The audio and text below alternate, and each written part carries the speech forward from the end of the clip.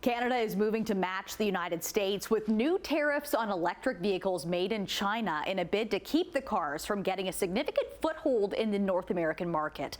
Prime Minister Justin Trudeau outlined the plan at a federal cabinet retreat in Halifax today, promising to increase import taxes on Chinese-made EVs to 106% on October 1st, and that includes Teslas. Manisa Danabalan joins us live to break this all down. Manisa, what else can we expect here? Nicole, it's not just electric cars. Tariffs on Chinese-made steel and aluminum products will go up to 25% in October as well. The tariffs on EVs would effectively double the price of imported vehicles. As it's expected, most of the tax would be passed on to consumers. Starting October 1st, Canada will hit China with a 100% tariff hike on electric vehicles made in that country. I think we all know that China is not playing by the same rules as other countries.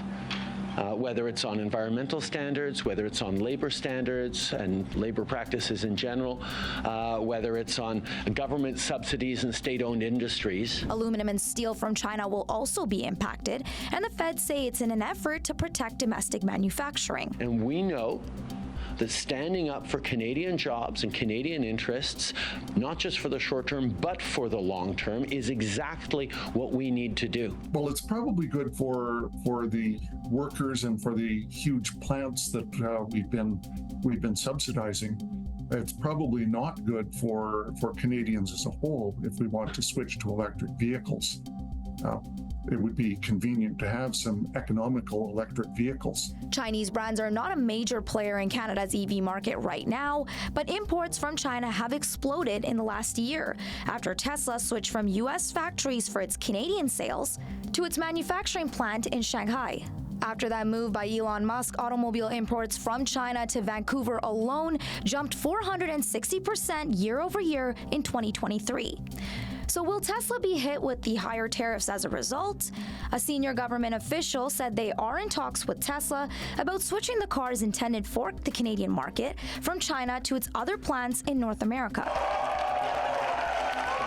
Meanwhile, Chinese EV giant BYD, which stands for Build Your Dreams, established a Canadian corporate entity last spring and has indicated it intends to try and enter this market as early as next year. Canada is following the U.S. after President Joe Biden quadrupled the import tariff on Chinese-made EVs to 100% in May, citing unfair subsidies from the Chinese government to Chinese EV makers.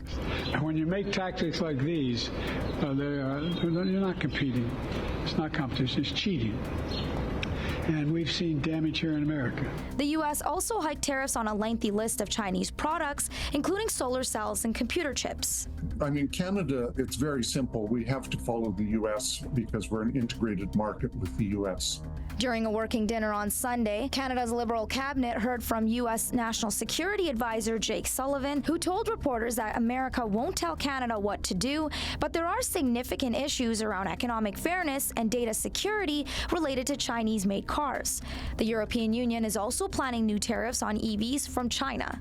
It is for China to propose a solution that is WTO compatible and that addresses the issues and subsidies, illegal subsidies as we see them, that the European Commission has identified in its painstaking evidence-based investigations. But the taxes will end up being much less than Canada and the U.S. after it recently slashed the planned tariffs to 9% from 20.8% on Tesla's EVs made in China, adding that some Chinese firms and joint ventures with EU automakers may receive lower than planned duties as well. When it comes to the plan in Canada, experts say the government should avoid slashing tariffs for Chinese EV makers unless our American counterpart does so.